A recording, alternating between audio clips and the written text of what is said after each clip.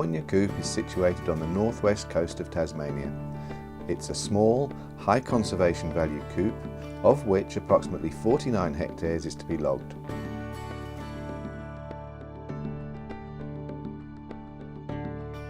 Well, we're situated on a coop that has been clear-felled, fired and replanted approximately 3.5 years ago,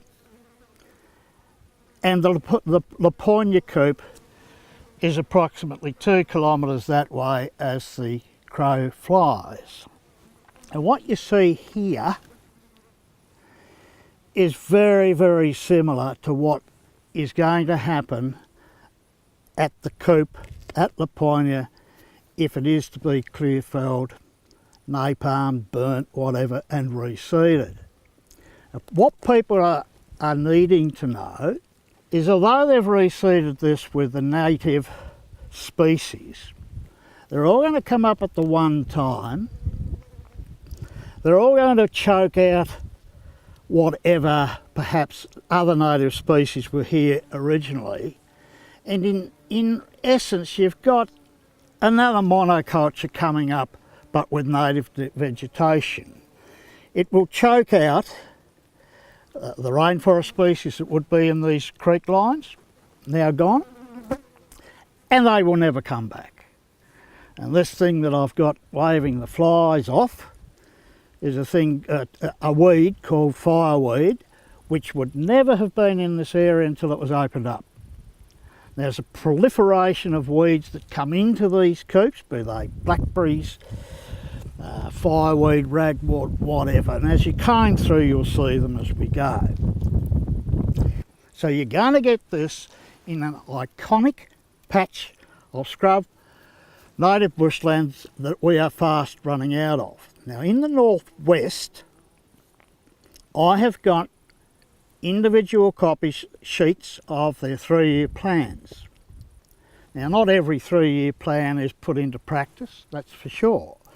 But on paper, there are at least 300 of these types of coops, 320 odd types of coops, in the northwest, destined on paper to be logged. Now that's a massive impact on what we call wet sclerophyll forest, part of which is rainforest, similar and the same as Laponia. This has happened all over the state. This is nothing new to me, but it's certainly new to other people. In effect, this is another plantation. Now, 25% plus of Tasmanian farms have already gone to plantation.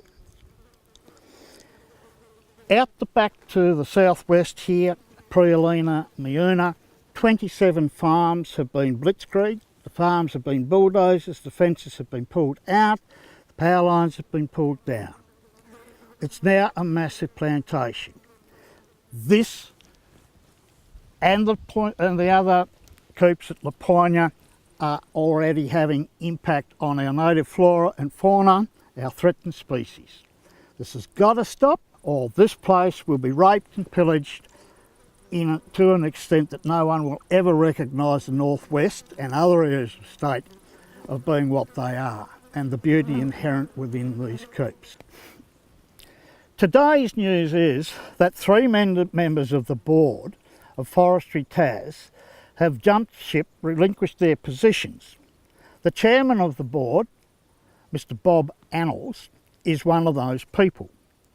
Now one has to wonder, after all the comments that have been made at estimate committees, by MLCs, by other people questioning the future of forestries, and the answers given by Mr. Annals indicates that there's not a lot of room to manoeuvre the way things are going. It is time the upper house took their responsibilities seriously in terms of the draconian legislation put down in terms of trespass on coops while logging operations are on and the charges and fines inherent in that.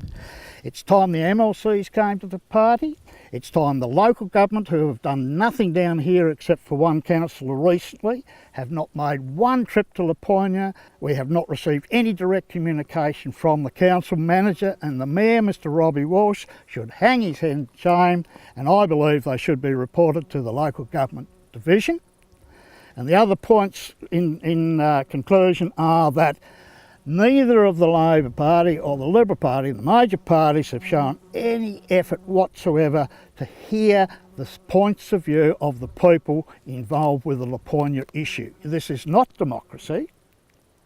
This is not the Tasmania that blokes have fought for. They're all very good talking about democracy on Anzac Day, but there's over 360 odd days in the year. And it's time these issues were addressed properly. Otherwise, the forest wars will go on and on and on.